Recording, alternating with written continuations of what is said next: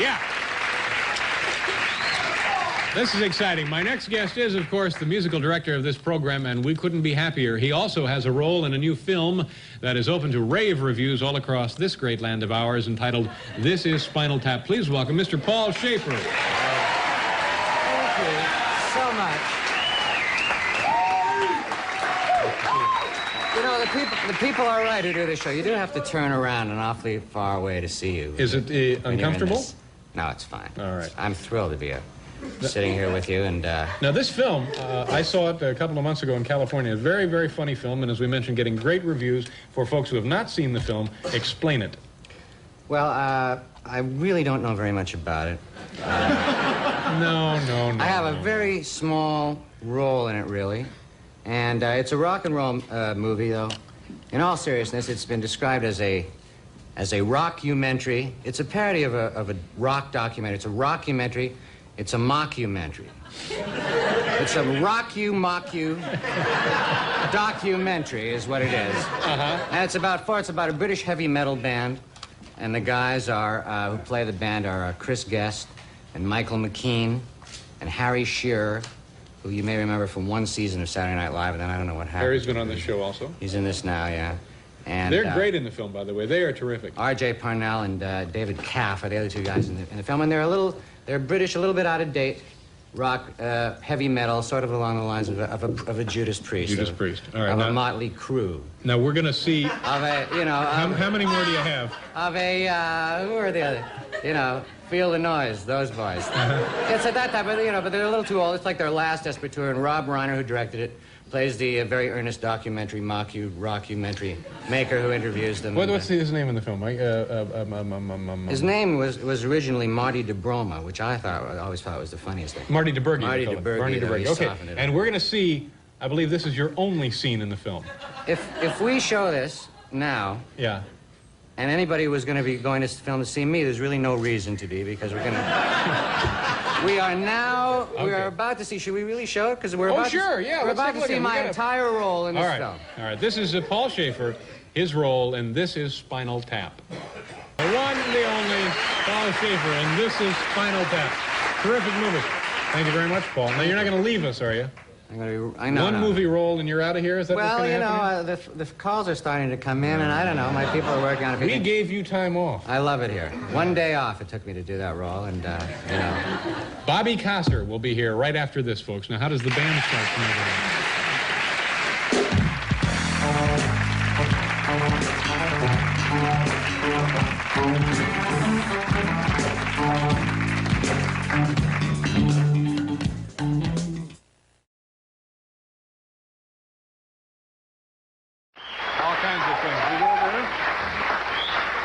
I've already introduced you, haven't I? Did I introduce you? I don't think you actually said... It's our friend Paul Shearer, ladies and gentlemen. Thank you very much. Unbelievably thrilled to be here. David, I got a nutty idea, and I may need your help on this. Would you finance an idea, a movie idea that I have, a breakdance movie idea? Would you finance that for me? Sure, I'd be happy to. It's going to be break, rap, graffiti, all of those nutty things, and I'm going to try to get Harry Belafonte to produce it, and I'd love to get a little financing out of you. A couple of million. I think I could do it $2.5 million. Speaking of movies.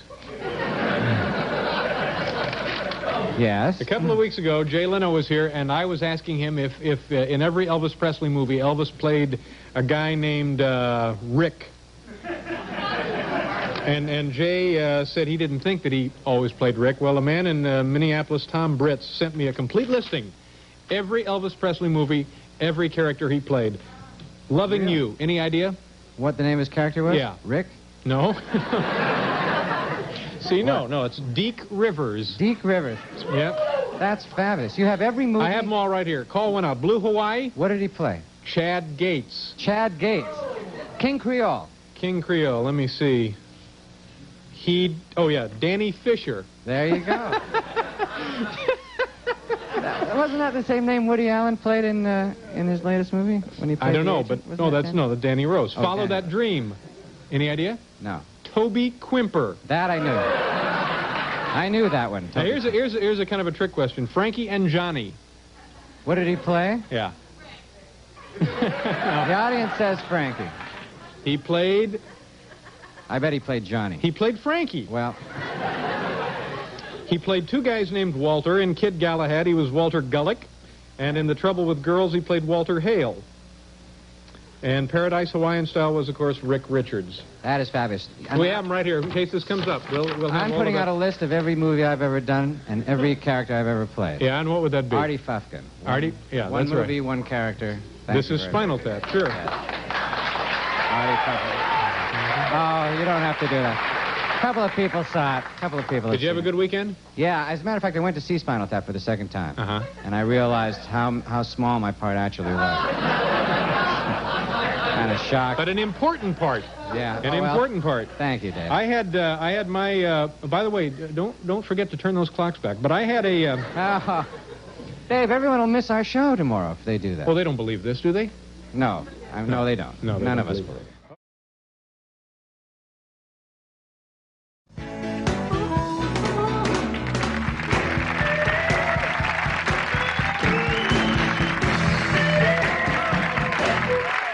Thank you, gentlemen. Last year, my next guest created the character of lead guitarist Nigel Tufnell in the very funny film This is Spinal Tap, which, by the way, our own Paul Schaefer had a very nice part in. Well, it was a little small, but it was a Powerful. credible part. It was yeah. powerful. Small but powerful. Christopher is now one of the stars of Saturday Night Live right here on this network, and it's a pleasure to have him on our show. Please say hello to Christopher Guest. Hi, Chris. Nice to see you. Come on over here and sit down, sir. Well, you can go around there. And I'll do this. How are things? Oh, great. Yeah? Yeah. What's going on upstairs? Now, the show, of course, is here in the building. And, It's upstairs. Upstairs, and doing very nicely, very funny. You're terrific on it. Thank you. Is there anything you can, any insights you can give us now as to what we can look for? Anything great happening? Any fights going on? How's the food? Anything?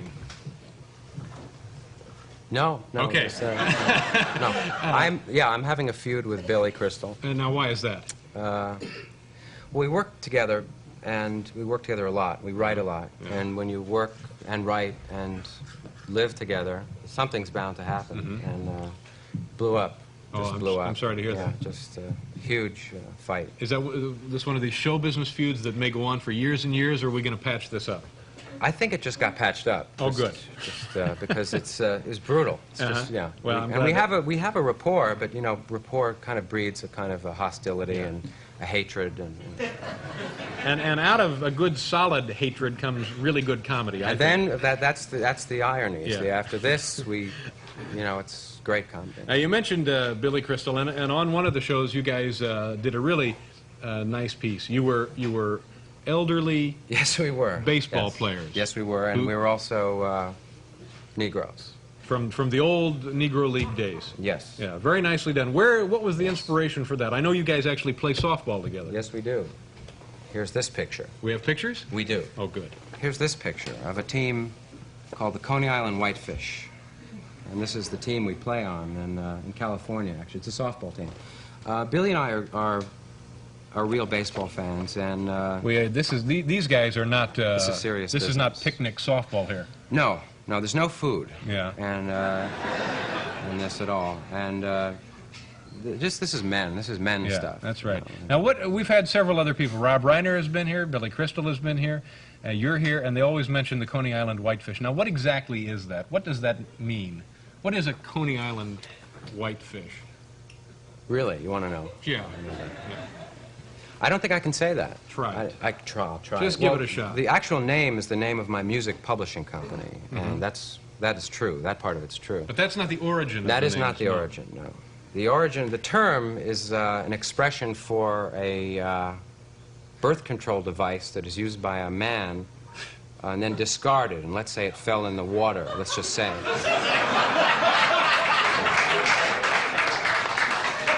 Well, let's say it found its way in the sewer system into, let's say it just went out into the bay or something. Yeah. Let's say you were fishing. Let's just say you were fishing.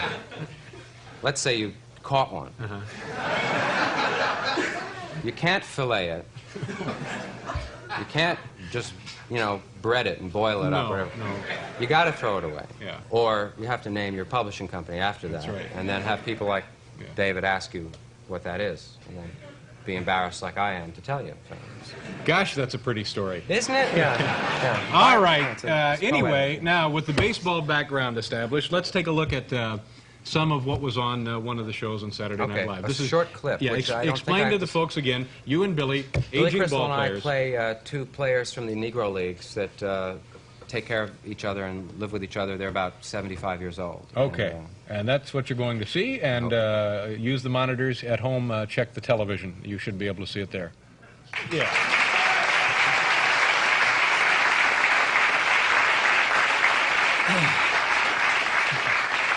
I should apologize for the ending of that. It wasn't cut that well, but that just to show.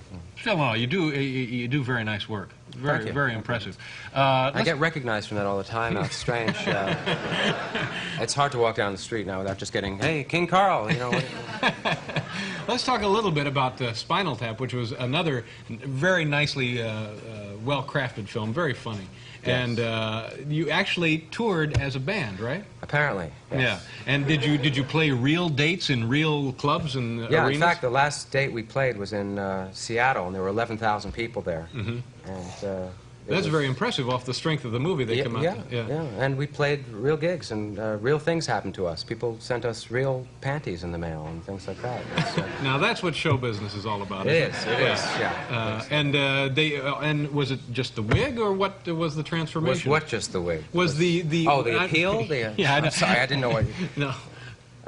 Yeah, frankly, it just was the wig. That was it. Yeah, if you buy a wig and you can do a good English accent, you're guys. That's it, pretty much. I mean, you'll get panties in the mail. Oh, more than panties, yeah. All right. Anyway, the film was terrific. This is Spinal Tap, and continuing to do a really nice job on Saturday Night Live. Christopher, thank you for being here. Thank you very much. Nice to have you. We'll be right back.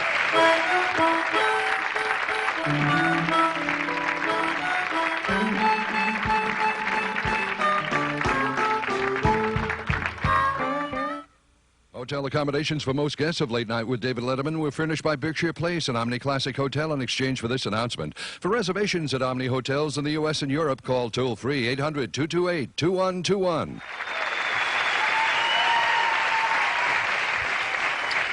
Have you ever stayed at the Berkshire Place? Oh, yeah. You know, it's an Omni Classic. I live there. You live there.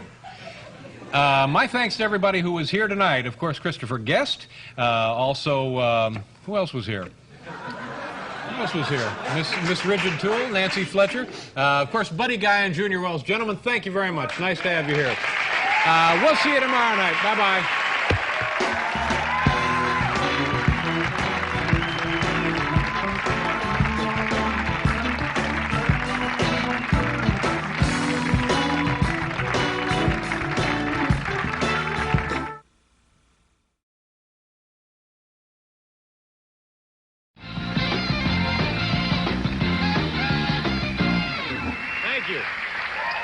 My next guest tonight adds a new chapter to a sparkling film career that began with Abbott and Costello Go to Mars and includes such fine movies as The Fish That Saved Pittsburgh, The Right Stuff, and Spinal Tap. And this is Spinal Tap.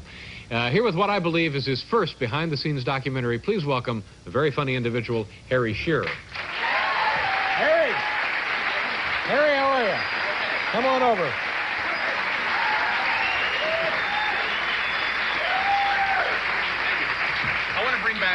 I want to bring back another bow that isn't getting a lot of attention these days. The Lily Tomlin bow.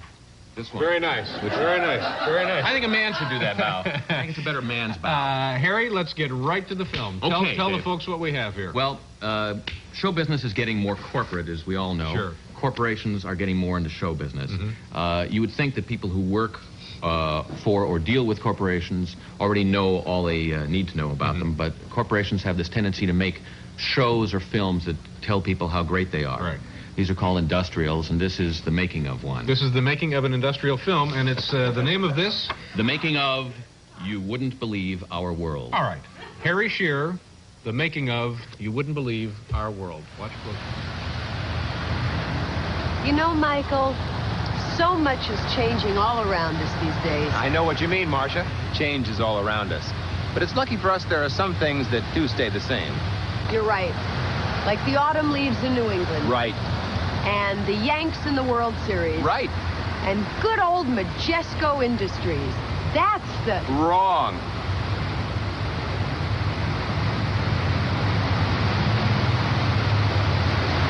Cut. Print. Lunch. Earlier this year, Majesco Industries, a large multinational conglomerate, changed its name to MJI Incorporated. To celebrate this change and to inform its thousands of customers, suppliers, and employees, MJI commissioned a musical film, You Wouldn't Believe Our World, starring Marcia Strassman and Michael McKean. We thought you might like to see how this film was made. Lunch. You know, Chip, I don't know if I should say anything, but the Yanks were not in the World Series last year. I don't think it's going to matter. I don't think anyone will You sure? remember. Anyway, they're going to be looking at you. They're not going to listen to what you say, you know? Yeah. See, we were one of the first multinationals to totally abandon the old house organ concept and to opt instead for the video presentation philosophy. So, now we enter a situation where obviously we've grown a little bit too big for our corporate nomenclature or name, and from the idea of all the many things that we do, and the fact that we are, in fact, a true multinational, that is to say our funds never settle in any given country, we evolved and refined the concept of You Wouldn't Believe Our World. You wouldn't believe our world, and that's why we're changing our name. So many dichotomous interests we do. The butcher, the baker, The missile maker, the Polak, the Irishman, the Jew. had trouble believing too, but we want you to believe our world.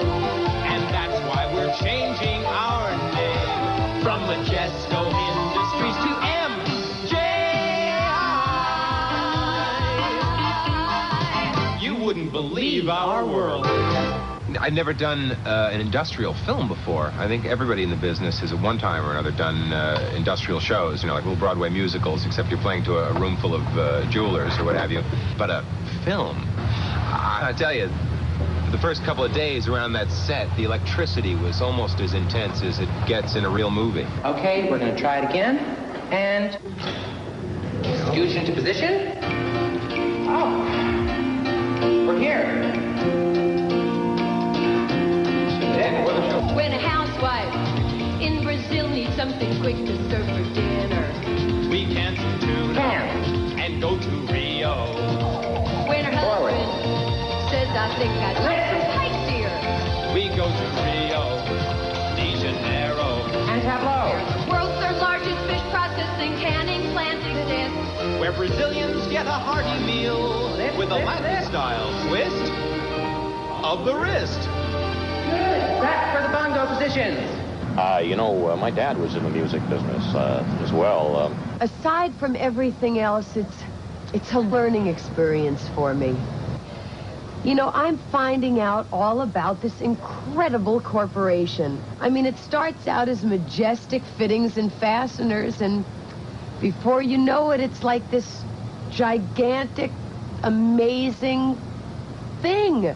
I think when people have to sit there and watch you, you feel like giving them just that little bit more. You know what I mean? 5, 6, 7, 8. Busk, busk, busk. Busk, busk, busk. Arm. Busk, busk, busk. Busk, busk, busk. Dive. Busk, busk, busk. Farm implements. Yeah! We'll do that again, and once more, and we'll have this, okay? At the end, let's do something like this. Farm implements. Yeah, like a sledgehammer. Just bring it down. We want these people to know what Bosk is. I mean, it's not just nothing, okay? You know, Marcia, MJI is a lot more than just another multinational conglomerate. Yes, Michael. It's a corporation with a lot on its mind. You gotta have fun. I loved Marcia, and the crew that we worked with were really, really special people. just to shoot at American defense mechanisms, they all had to get top security clearance. But I think that family feeling that we had for those 2 weeks really shows through in the emotional honesty we were able to convey. At least I hope so.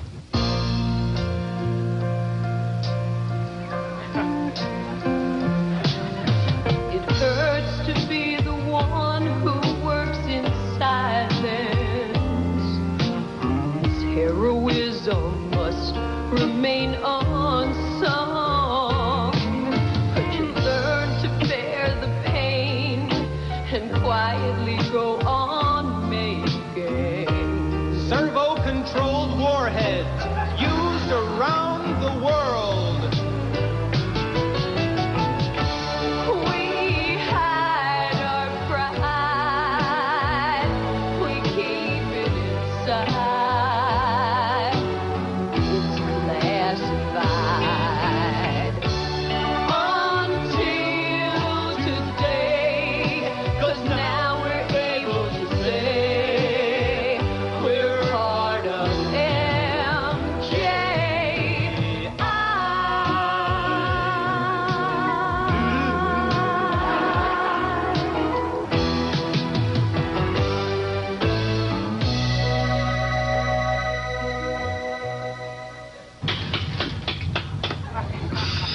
Hey, let's do. It's rap time, Michael. Oh, Mr. Thurlow, how are you? Oh, I'm fine. It looked to me like they said N. No, they said MJI. No, We we ran it right before. MJI. It was exciting for me. Yes. Really. I hope we can do another one. Well, I don't next time know. we change our name.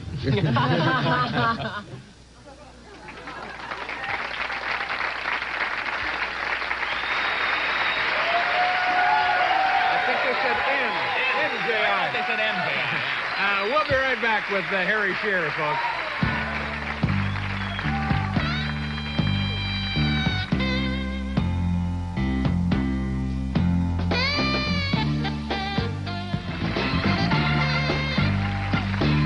Okay, my goodness.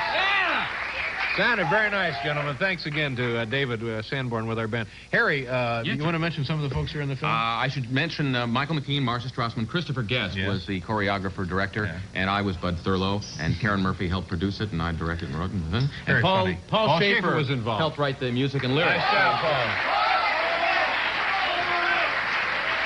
And you have something else. Oh, by the way, Harry was in town a couple of weeks ago at Caroline's. Yeah. Are you going to be doing that more around the country? I'm going to be doing it more around the country. It was very entertaining. Thank you. Yeah, it was a very nice show. If you get a chance, go see Harry. And there is a book club out for all the Spinal Tap fans. Lore and the entire text of our appearance on the Joe Franklin Show, where he thought we were a real band. All right, terrific. Nice to have you here. Have Thank a you good very holiday. We'll be back one more time, folks.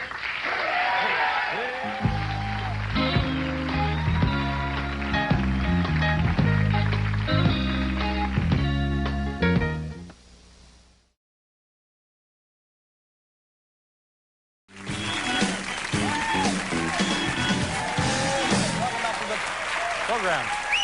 Paul, how are we doing on the backup singers?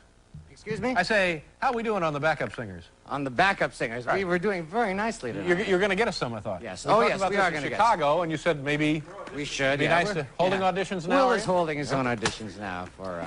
Our next guest is a very funny and perceptive writer and preformer who can be heard every Sunday on public radio and now on WGN in Chicago in his stockholders in his comedy opus Le Show. Please welcome back to this program, ladies and gentlemen, a man who makes the peppiest entrance in show business, Harry Shearer.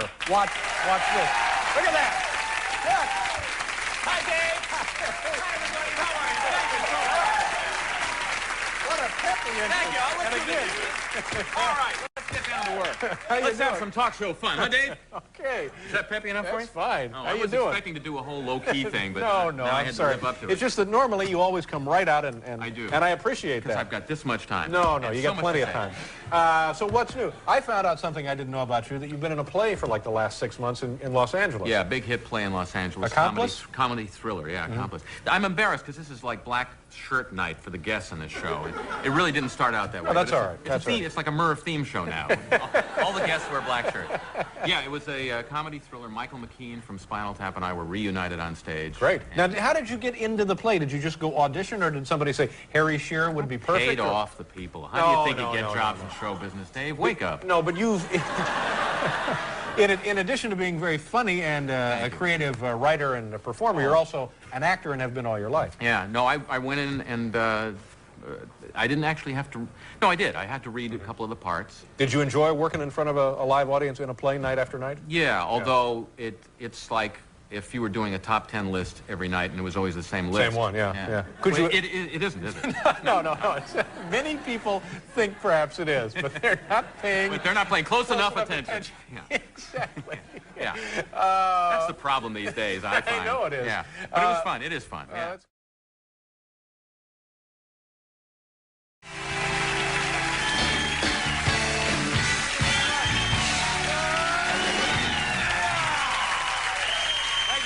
The big show, ladies and gentlemen.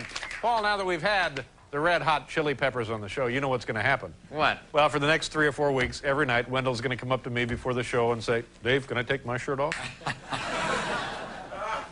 Gee, I hope you don't let him do that. What? I hope you don't let him do that. All right, maybe I won't. Oh, he's doing it now. Oh. Our next guest was the lead singer of Spinal Tap. He was also, yeah, Paul, you were in that film. Oh, I was? Yeah. Yes, that's right, I was. You played like a... I played Artie Fufkin, the promo. This guy was fabulous. He was also Lenny on the television program Laverne and Shirley, and he can now be seen on this very network in the show Grand every Thursday night, I believe. That's right. Ladies and gentlemen, here's Michael McKean. Michael...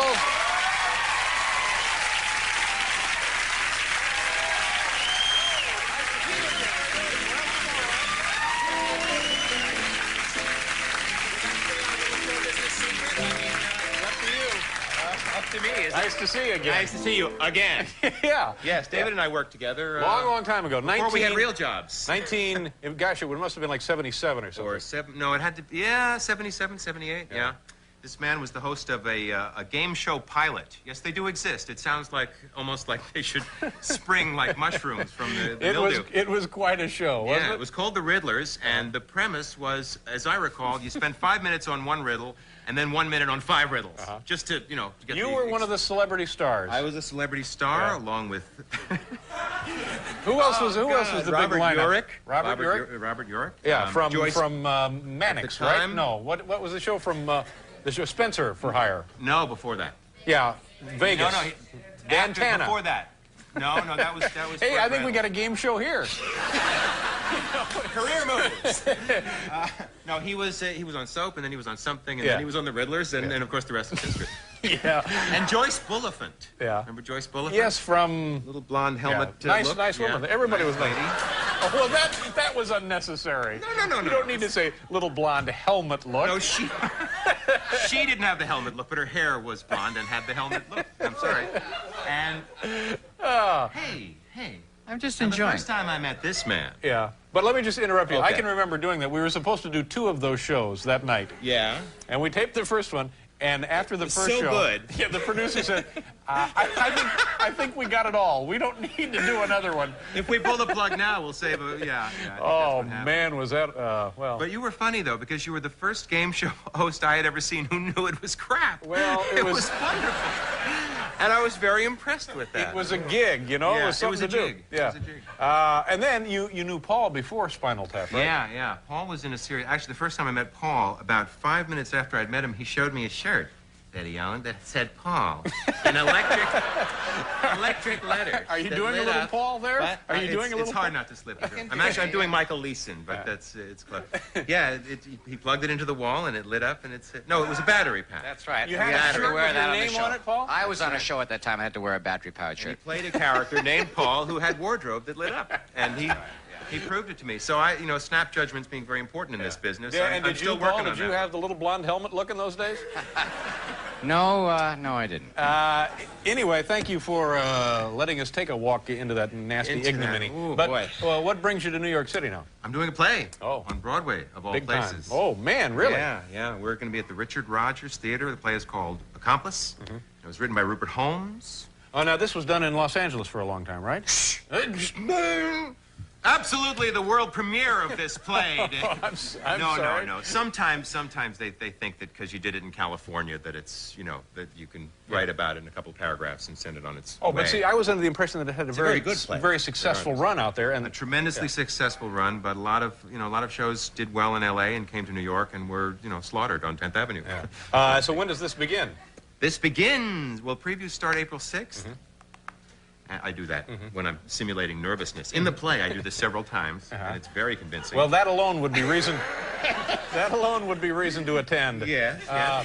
But the actual performances begin April 26th. Yeah. And you had the same role, obviously, that you had if the play had been performed somewhere else. If it had been performed somewhere, I would have been involved. Now, what about in the same Grand? way. Is that ongoing? Are you still in that? Is that? Well, we shot 13 of them, and once everyone's seen all 13, and they, sit around and close the doors and smoke cigarettes, and then they decide. But you're one of the wealthiest men in show business. Probably. No, but I mean... Well, I was getting $1 million a week on Laverne and Shirley there for at least...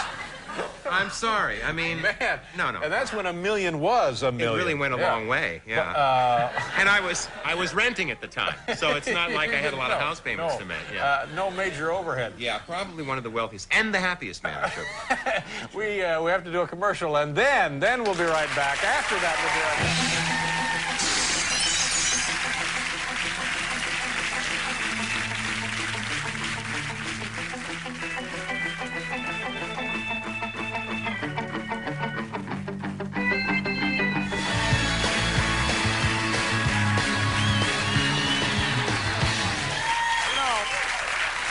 Just before we went out to do that show that you mentioned a few minutes ago, Yes. Joanne Worley, who was also on the Dear show, lady. comes up to me and she says, if this gets on the air for the rest of your life, you'll be a game show host.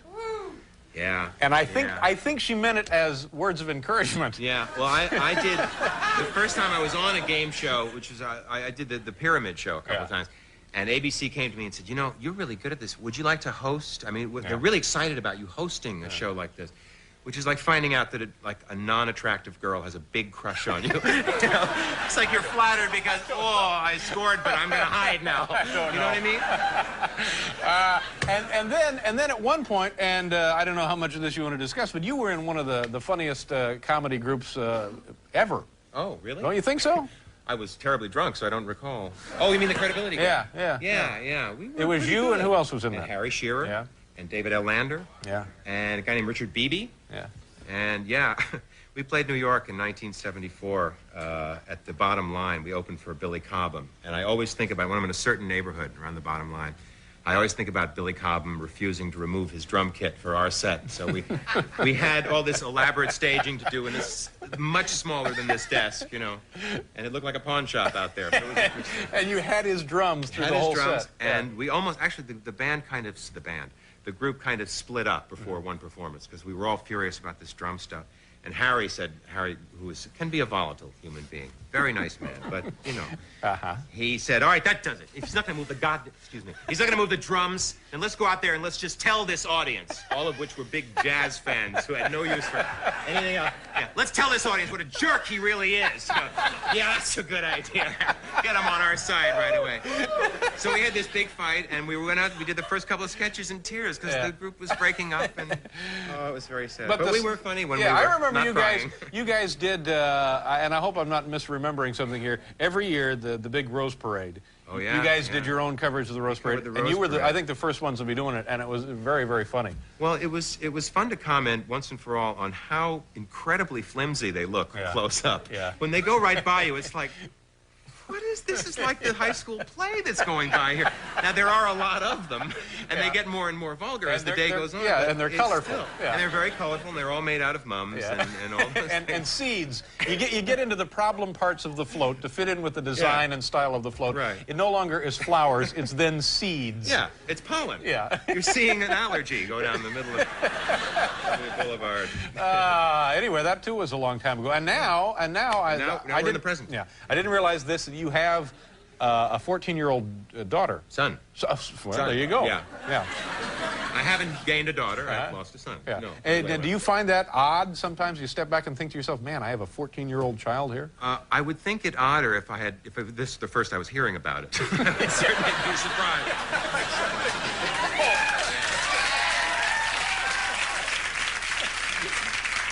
He has been with us right along. It is a little bit odd, especially when I think I'm here in New York City, and I think about when I was 14, I would take the train in from Long Island. I grew up on Long Island, and we would take the train in. Two applause, two people, two hands. Anybody go to North Shore High School? Go to North Shore? No, man. But when we were 14, we would take the train into the city. I would never let my son come into New York City alone. Yeah. I mean, that was... It's a generation has passed, and things are much, much different. Yeah, and we've seen a lot of, thanks to the evening news, we've seen a lot of things that can happen to 14-year-olds when you put them on a train alone. How long are you going to be in town with the big play? Hopefully a long run? You got me, as long as they keep coming. Well, listen, or else when I go back to Grand, if Grand gets picked up. You know. Well, while you're here, come back another night. Do you mind? To. Nice to see you. Very much. Thanks again, Michael.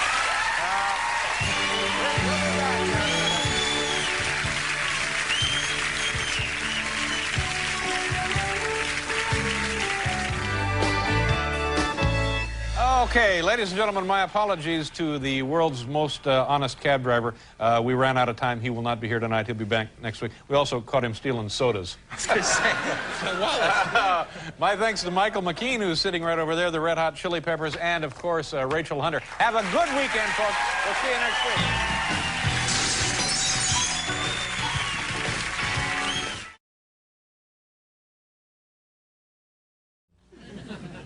Our next guest was the lead singer of the band in Spinal Tap and played Lenny in the comedy series Laverne and Shirley. Now he is one of the co-stars of HBO's Sessions, which premieres this Sunday night. Ladies and gentlemen, please welcome back to the program Michael McKean. Good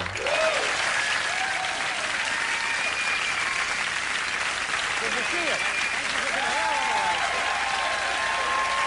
Nice to see you. Take you to one. Thank you. Good of you to come back. The last time you were here, I believe you were talking about a play. You were in a play. Is that right? Or? Let's not talk about the play anymore, David. I'm afraid to bring up anything here. I was here plugging a play which closed in 6 weeks, and I was also blowing the horn for a TV series I was soon fired from. Oh, from is this that right? very network, as a matter sorry of fact. to hear yes. that. Yeah. The TV series. That don't was... mention the new one, okay? Whatever you do, don't mention Sessions on HBO this Sunday night because it'll be gone. No, this one sounds very interesting, and I think it seems more like a thoroughbred. I know what you mean by this. Yeah, it has that, doesn't it? Yeah, it was created by Billy Crystal, who is a comedian, I believe, of some note, and a man named Fred Barron, who is a wonderful writer. And what is it? What is it that people are drawn to about this? I don't know whether they're drawn to it or not yet, David. Let's not jump ahead of the game. Well, here. there's a big article about it in the New York Times this weekend. Well, I think it's a wonderful show. It's about a guy named Dan Carver who is close to or near my age, which is 40s, early 40s. You know what that age is like yet? Yeah. Well, yes, I remember being early 40s. Okay, yeah. And he is undergoing what you might call, in shorthand, a midlife crisis. Yeah. He's starting to ask a lot of questions that never occurred to him to ask before. Right. Like, what the hell am I doing here? Yeah. So he has gone to see a very gifted man named Dr. Bookman. Dr. Bookman is helping him through some of these dark portions. Shedding a light, as it were. Now, is this a half an hour of you as this character talking to Dr. Bookman? No, that would be boring, wouldn't it? Yeah. Well, here's how we fix that.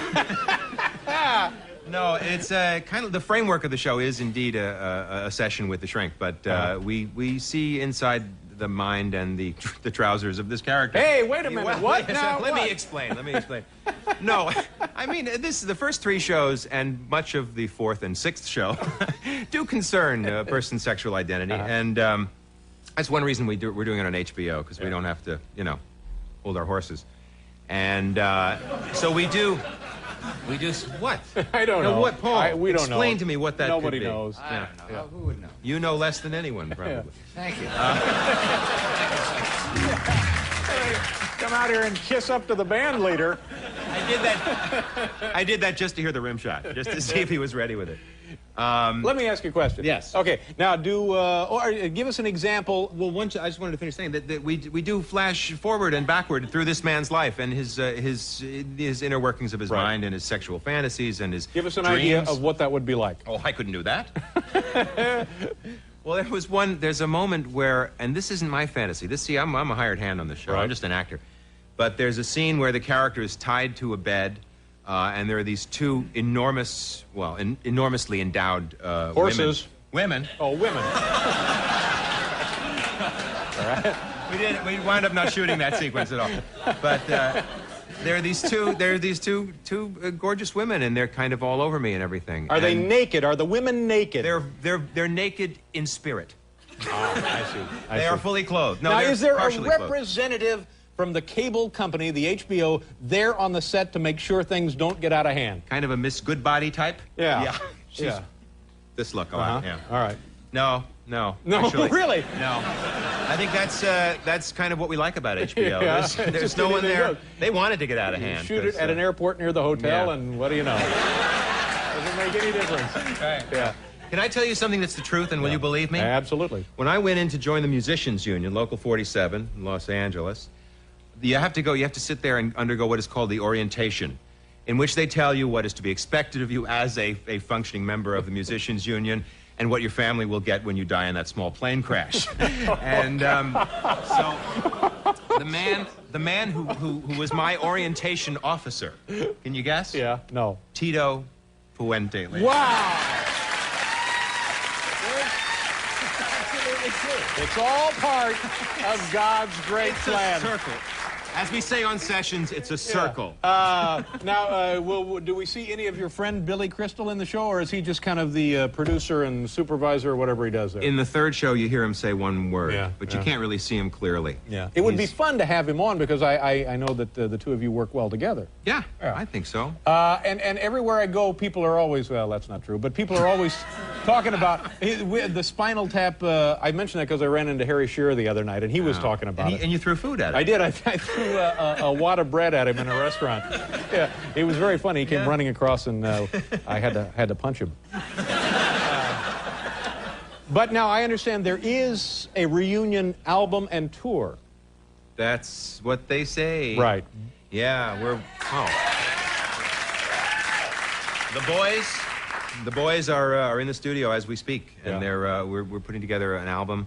Should be out in February or March. And a tour of a live tour, obviously. But now, is there going to be another film? I think that's also what people would be interested in. No, I don't think so. I think the theory being, if you get the first one right and you don't make any money, you don't make a sequel. Yeah. You know, I saw Spinal Tap. I don't know if I rented it or saw it someplace. I don't remember stuff like this anymore. But you have the receipt. Yeah, someplace. But it's really a very nice piece of work. It's very, very entertaining. Good to see you. I'm sorry we're out of time. And it begins session Sunday night? Sunday night after Ghost. Good. Pleasure to have you here, Michael. Thanks for being with us. We'll be back with B.B. King.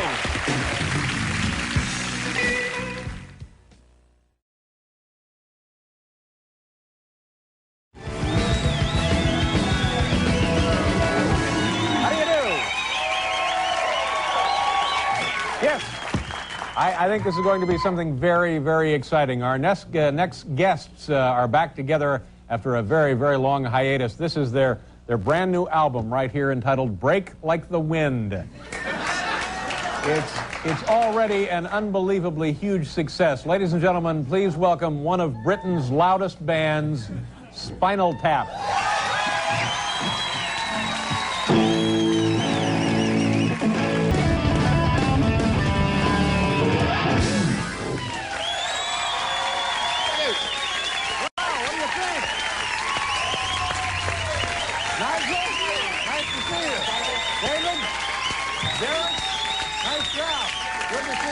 We'll pause here for commercial, and then we'll chat with these gentlemen. Come on back, folks.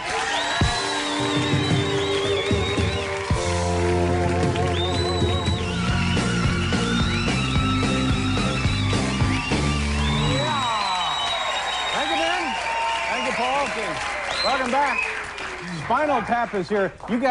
You guys sounded more powerful than I remember you actually sounding. Really? Let's talk a little bit about the, this is your brand new album. Yeah, it's a CD, actually. Oh, yeah, CD. Yeah. No, I mean, you could call it an album. We've never had a CD before. Congratulations. I mean, it's been 8 years. We've never been digital. No. And the name of the song we heard, I guess, was Bitch School. Bitch School, Now, there's some yeah. controversy with that song? Yeah, it's nonsense, though. I mean, there's really no reason for it. Well, you know, some people have said, some women have said that it's... And men. And men, you know. That it's offensive. But, you know, they don't realise if you listen to the words, it's about dogs. It's all about dogs. Dog training, yeah. Dog training. Discipline in the dog world, yeah. Well, you know, we people love dogs. Yeah, of course you do. People hear sometimes what they want to They hear. want to hear, that's exactly Now, right. tell me about the cut number 11, Clam Caravan. What is that about? Oh, that's his. Yeah. Clam Well, Caravan. that's a misprint. It's supposed to be Calm Caravan. There's no clams in the song. Not mention shellfish of any kind. No, in the song, yeah. There's a typo then. It's a typo, yeah.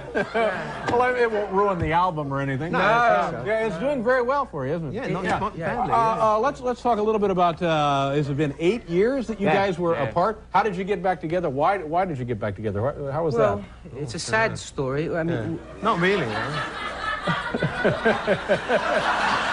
They like sad stories. We met, basically, we met up at the funeral of our manager, Ian Faith. I like Yeah. You think that's funny too, don't you? Yeah. Well, actually, it was. And it was one of the happiest places you've ever seen in your life. Yeah, I mean, for a funeral. Yeah. No one liked him. Yeah, laughing, people laughing and jumping around. What did he die of exactly? It was sort of an exploded blood vessel somewhere near his face. Well, on the coroner, actually, on the coroner's report, it said embezzlement. Cause of death, embezzlement. Yeah. So that good feeling from the funeral, we were running by the coffin and flicking his nose. Now, can you give us an idea of what you guys did? Were you in music individually? Did you have your own records out? Or what kind of things did you do in those 8 years? Well, I was managing some local bands back in Pomona, California. I've been living in California, Southern California. A wonderful new trio called McKean. Watch out for McKean. They're going to be very hot. Next year's Nirvana, yeah. And I've also been teaching soccer to 5-year-olds. Right. That has almost nothing to do with music, but... No, I've been doing some inventing. I've got a little inventing shed in the country. Oh, that's great. Yeah, and I've been working on a folding wine glass. Folding wine glass? Yeah. You see, there are 4 sides, and they fold down, you see. So you can put it in your pocket. Right. Yeah. So it's perfect for, like, picnics? Well, it's not perfect for anything, because it leaks. Oh, I see. Other than that. And I tell you, Derek, can we chat with you in just a second? Sure All right, hang on. We'll do a commercial. We'll be right back here with this Spinal Tap.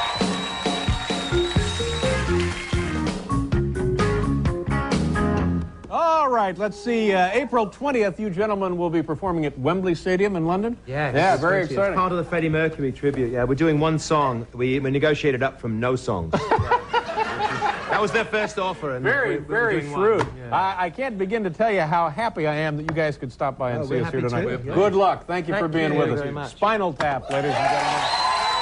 Good night, everybody. Have a good weekend. Bye-bye.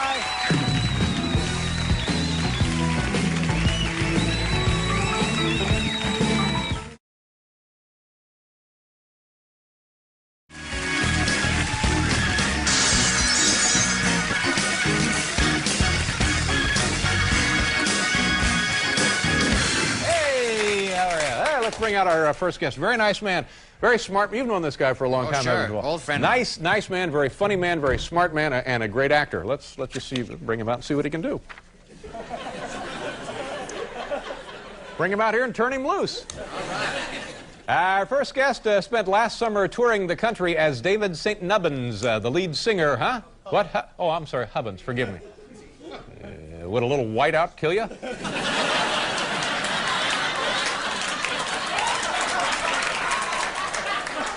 Really, at this point in our career.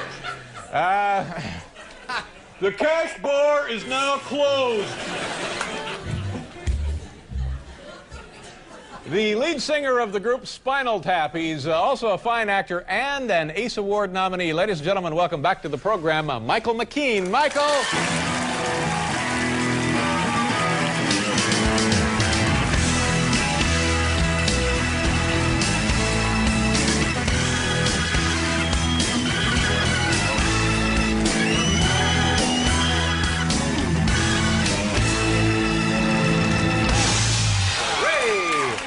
Thank you. Good to see you. I'm funny, I'm smart, I'm nice. Yeah. And a great actor. Good for you. I can leave now. No. You got plenty of work ahead of you, pal. Someone has got to entertain this nation. Oh, yeah. How were your holidays? Oh, well, listen, was it the worst year of everyone's life? Seriously, I mean, was it pretty bad? You had a bad year or just a bad end of a year? No, I actually had a great deal of fun this year, but, you know, we listened to the strains of Bitch School. I worked with these gentlemen over here. Oh, this was the year of the big, the worldwide... The Tap Tour, the Spinal Tap Tour. World Conquest. Yeah. You know, put off 1 year too long, I think. We had a great time, but it's, you know, it was one of those things. It's a job that started as a hobby, and it paid like a hobby. So, huge gaping hole in my finances, but I had a wonderful time, and I met 2 Beatles, and hey. There you go. How long did the tour actually last? Well, we played 28 cities in this particular nation, and we played 3 cities in Canada in 1 day. We traveled 6,000 miles in Canada in 1 day. Yes. It's a world record for polishing off Canada, I think. We played at noon in St. John's, Newfoundland, and we played at 5 o'clock in Toronto, and we played at midnight in Vancouver. So you actually did go from the East Coast to the West Coast, the maritime provinces to the West Coast. And the back of the plane, we were in the front of the plane. The back of the plane was filled with Canadian people, as a matter of fact, who had won a contest to travel on the Spinal Tap party plane. Oh, those Canadians. Yeah, that's right. They know a good time when they hear it. Yeah, especially when it's sponsored by a beer company. Yeah. So you could set your watch by the number of times you heard "Oh Canada" from the back. So now you guys, you and the other members of the group, did you fraternize with the fans in the back? Did you talk with them? There was one fan who insisted on fraternization. Yes, he was a big burly guy, and they actually asked him to get off the plane. Really?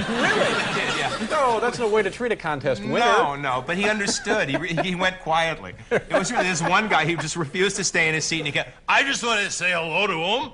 And he kept, you know, which was okay, one at a time. So they asked him to get off. Have you met my brother-in-law? Larry.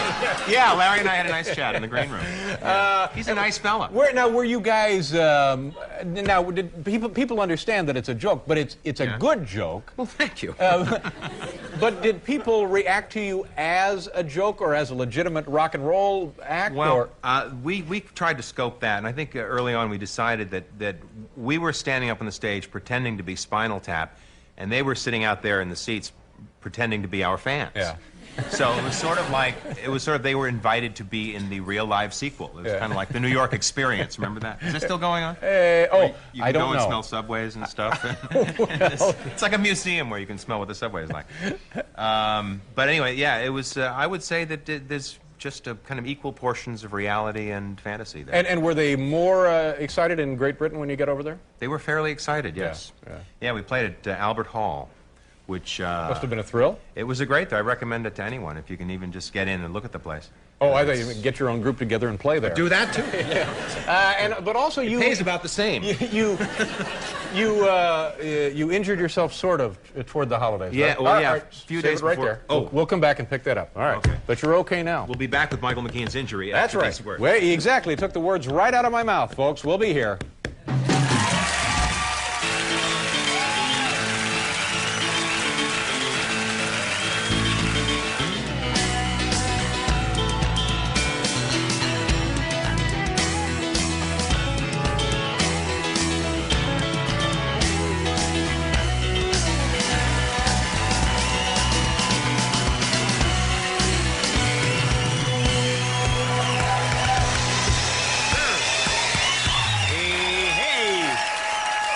Here we have Michael McKean from Spinal Tap, and it says on your card, Laverne and Shirley. Yeah. Oh, that's right. We forget about that. You were either Lenny or Squiggy. Well, depending on what day of the week it was. You were Lenny. I was Leonard Walter Kosnowski. Yeah. That's right. And you know we've talked about this before. And David St. Hubbins. No. St. Nubbins. No. Squiggy was played by David Lander. David Lander. Yes. And Harry Shearer, who's also in Spinal Tap. Yes. And the two of you guys were in a comedy group years and years ago. Credibility Gap. Credibility Gap. Yeah. Very, very funny material. Thanks, Great stuff. yeah. How long was the group together? Well, actually, the Gap started 2 years before I got there. They were part of the radio news battalion at a radio station called KRLA in Los Angeles. And I got there in Is this the team 1970. that used to do the broadcast of the Rose Parade? Yeah. And that was so very, very funny. It was cold but fun. Yeah. You know, it was nice. Yeah, so I put all that together for us. You sure did. Okay. Where did the little card guy go? I'm not done. What? You don't do Get good over here. without You're him, not you know? done. Who gave you the night off, you little weasel? Why I ought to come over there. You just stand there till you've been released, will you? He was striking my name off the card. Yeah, watch what you're doing, Inky, okay? Dave Chews Out a Card Boy on the next late night. Also on the show, Shaka Khan and Tabitha Soren from MTV and also the Today Show. All right, beat it. Just beat it. No, he wants to stand straight. Go out in the hallway and add some more dots to those dogs.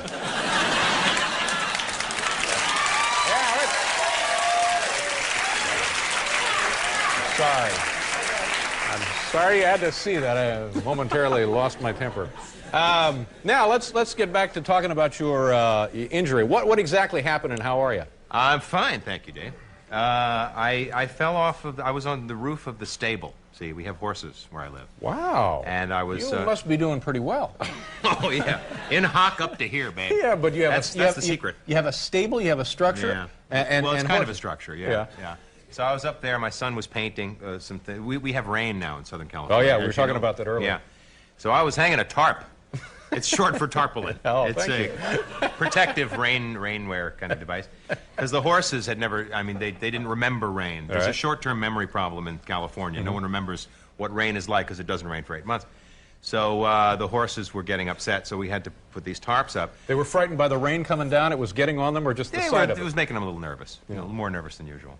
Horses are smarter than we think they are, but they're not as smart as they think they are. That's the rule about it. So I was hanging this tarp, and I was climbing down to go do the other side, and I was wearing these very slippery shoes, not these. And I was stepped onto That would have been great, though, if you could have worn the same shoes. Ladies and gentlemen, Exhibit A and Exhibit B. So I kind of found myself in space, and then I hit the ground, and I broke 4 ribs, and... But it's that moment. How far did you fall? I don't know, 8, 9 feet. Ooh. Not tremendous, you know, but I landed just right. You know, to feel really stupid. Yeah. To know I wasn't crippled for life, but I was an idiot anyway. Yeah. So my son, he sees me down there on the ground gasping, and he knows my medical history a little bit, and he goes, "I'll go get your inhaler." And he gets my inhaler. What, do you think you're congested or something? Just, got a head having cold? having an asthma attack, and I decided to lie there in the dirt, you know, to have it. So I couldn't say no, Colin, get the ambulance instead. But I didn't. I went and had X-rays, and thank God it wasn't my spine or anything. Oh, but, man. So, and again, it was 4 ribs? 4 ribs. Actually fractured or just kind of cracked? Well, it's the same thing. I mean, if you crack a rib, you've broken it, in a sense. There's not much they can do for that, is there? No, they don't even bind you anymore. They used to, do that kind of Chinese foot thing to you, but up here. And they don't do that anymore because they discovered people wind up with pneumonia when they do that. Why is that? Well, it's because, now listen, it's a very simple explanation. When you can't breathe using all of your lungs, which is you're prevented from doing so if there's pressure on them, then you wind up collecting fluids in the bottom of your lungs. You know, I didn't realize that. Yeah, well, the nature of these fluids is something we're not going to get into. But they're pneumonia producing. Okay. So they just let it go and you're healing without any kind of assistance. Are you in pain right now? Well, I'm on very, very heavy medication. Hey, cool. No, it's not like Jerry Lewis strength. It's, you know, I won't be writing a book about getting off of these. Okay, good. I'm acting as fast as I can. What? You know? Do you? It's mostly just ibuprofen and some other stuff. Well, I wish you a speedy recovery. All right, do you have good plans for the new year? Yeah, I plan to work this year. Good for you. And get paid for it. Good for you. Michael, it's always a pleasure to have you with us. As it is. Nice to see you. Thanks for being here. Happy 1993. Michael McKean, ladies and gentlemen. Well, there I